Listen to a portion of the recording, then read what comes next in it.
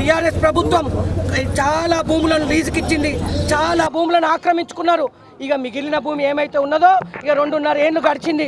ఈ 2.5 ఏళ్లలో ఏ విధంగా సంపాదించాలి, ఎట్లా సంపాదించాలనే ఒక దొంగ ఆలోచనతోని ఈరోజు ఈ ప్రభుత్వం పనిచేస్తూ ఉన్నది. దీనికి సమాధానం నాయని రాజేందర్ రెడ్డి గారు, అదేవిధంగా కూడా చైర్మన్ గారు కూడా దీనికి బాధ్యత వహించాలి.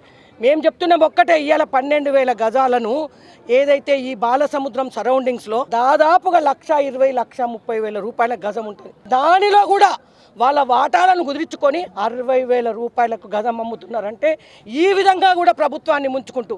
నేను ఇంకోటి అడుగుతున్నా, ఈడ ఎమ్మెల్యేను నాయని రాజేందర్ రెడ్డిని కూడా చైర్మన్ గారిని, మరి మీరు అందరూ ఆ రోజు మీరు ఎన్నికల్లో గెలిచేటప్పుడు మేము ప్రభుత్వ భూములు అమ్మి ప్రాంతాన్ని బాగు చేస్తామని చెప్పిండ్రా? ఇవాళ ఏమన్నా అంటే మేము అభివృద్ధి చేస్తామని చెప్తా ఉన్నారు. అంటే ప్రభుత్వ భూములు అమ్మితే కానీ గడవదు. అంటే ఇట్లా ఎప్పుడైతే పార్టీలు గెలిచిన కొద్దీ ఎమ్మెల్యేలు అమ్ముకుంటా పోతే మరి ఇక్కడ ఏముంటుంది? కాబట్టి దీన్ని వ్యతిరేకిస్తున్నాం. ప్రభుత్వ భూములను రక్షించి వాటిని కాపాడి రేపు రాబోయే తరాలకు ఉండాలి. ఇక వచ్చిన ఎమ్మెల్యేలా అమ్ముకుంటా పోతే ఈ హన్మకొండ ఏం మిగులుతుంది? కాబట్టి దీన్ని వ్యతిరేకిస్తాం.